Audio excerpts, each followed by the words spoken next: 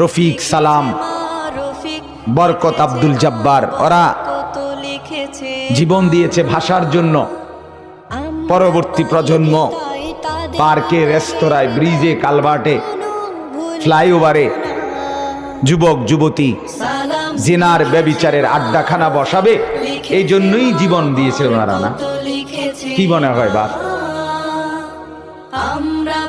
সেই 1952 সনের 21শে ফেব্রুয়ারিতে ওদের আত্মা জীবন দান, শাহাদাত বরণের মাকসাদ, উদ্দেশ্য এই তো ছিল।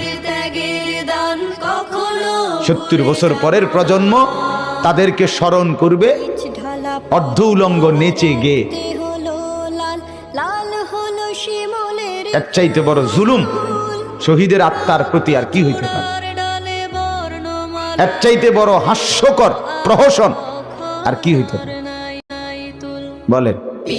এক মানুষ দেশের জন্য, মাতৃভাষার জন্য রক্ত দিল, জান দিল, বুকের তাজা রক্ত দিল, বিনিময়ে পরবর্তী প্রজন্ম তাকে স্মরণ করছে নাইচা গাইয়া।